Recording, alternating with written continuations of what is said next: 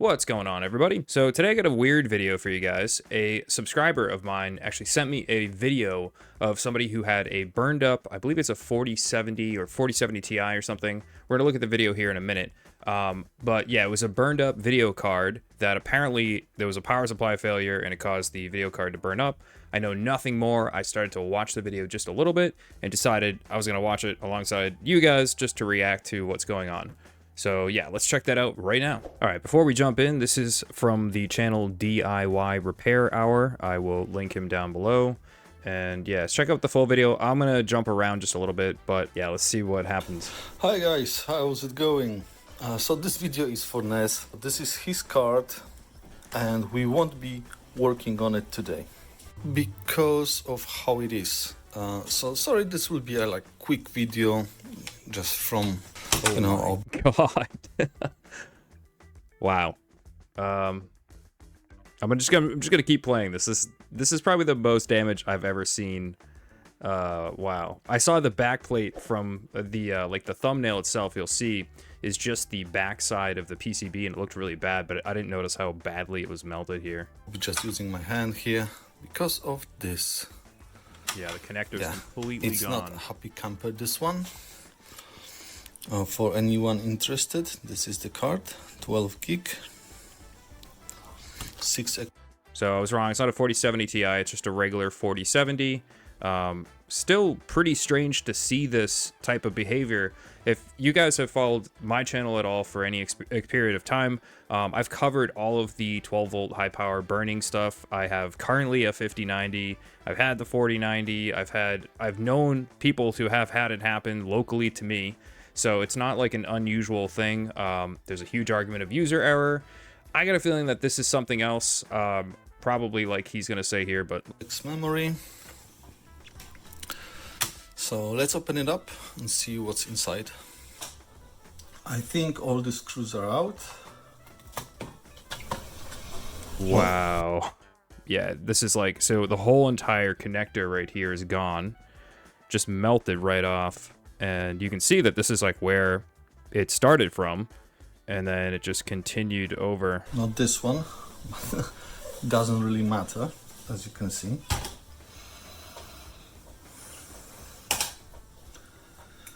Oh, this IC is fried. Completely. Yeah, everything is fried on there. Yeah, this is a completely unrepairable card. Let's see what actually happened to the damage on the front side. Flipped it over. All right. Resistor. Thermal pads are still nice and sticky. Okay, look at this. That also goes to bin.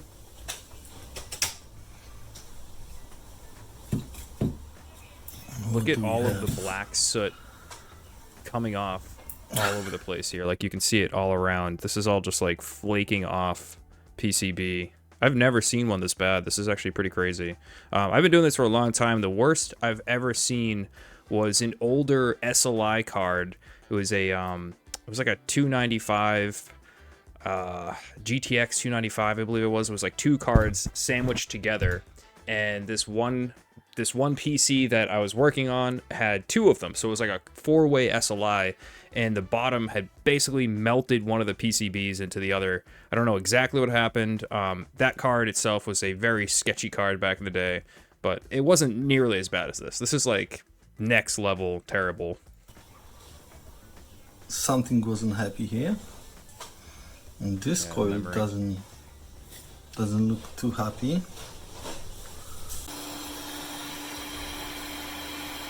So again, guys, I'm going to jump around a little bit here. Go watch his full video because he's explaining what he's doing.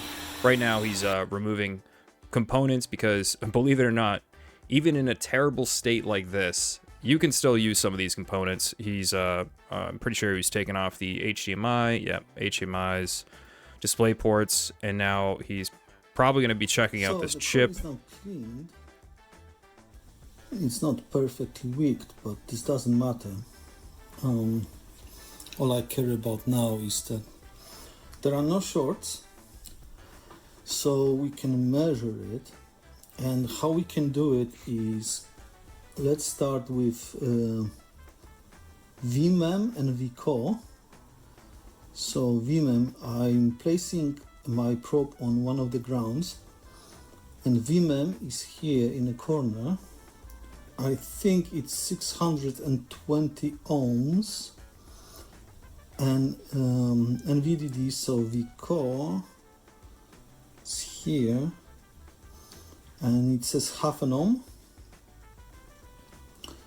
which is not bad. Let's see, I think there is a data line in here, which we have kilo ohms, but maybe I shall If I was to guess, this change is for the probably going to be diode mode. fine. And the fourth one is 0.32 voltage drop, so that looks nice.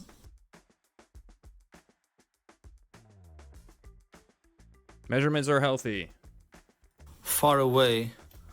All right, guys, I don't want to ruin the rest of this video. Please go watch it. We just jumped through a bit of it. He did much more explanation in here.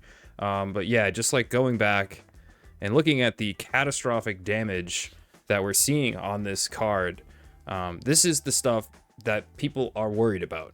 Now, he claims in this video that it's a power supply issue, but it kind of doesn't matter, because if you're having a power supply issue or you're having a card issue, they have to work together regardless. So therefore, if one of them is going to fail, you will ultimately end up with some sort of bad experience like this, and this is proving it. It doesn't really matter. Like, obviously, when you're picking out your power supply, guys, this is like the most important thing, believe it or not. You can buy a really crappy card and it'll fail, but if you buy a really bad power supply, remember, the power supply is taking the crazy power from your wall and converting it to put through an entire system properly and in a clean fashion. And if you buy something that's really cheap and really crappy and has crappy components in it, and something goes boom inside that power supply, it could just destroy your entire computer.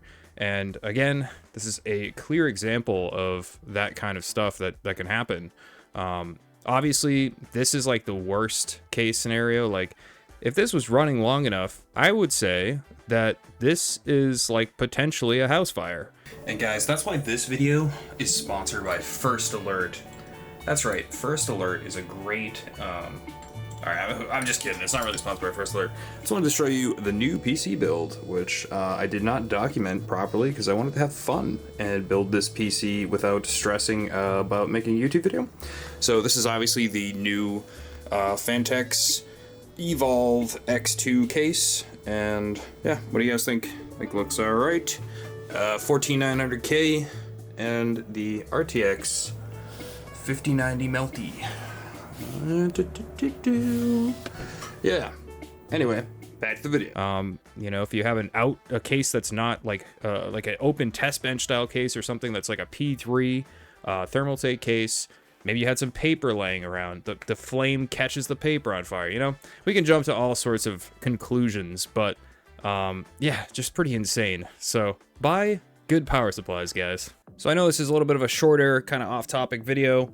I wanted to cover a little bit with what's going on the channel. Kind of taking a few days off here and there. I've had just a lot going on outside of this. This is not my 9-to-5 job. I just do this mostly for fun. Last year, I actually claimed negatives on my tax return just because I bought more than I actually made on the channel. But again, this is like hobby stuff. I enjoy doing it. I love, you know, the conversations I have with you guys, especially like my top subs that I always talk to. You guys rock. But yeah, I'll be coming back to do some more uploads soon. We're just taking a little tiny break. One other thing I want to talk about with the tariff situation, which everyone's been talking about this.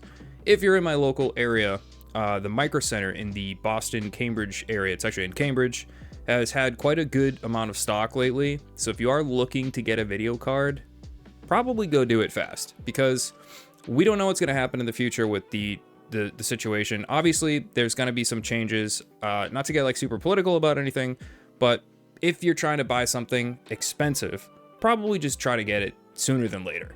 That's going to do it for this video. If you enjoyed it, drop a like, dislike if you disliked it, and I'll see you guys in another video. Bye.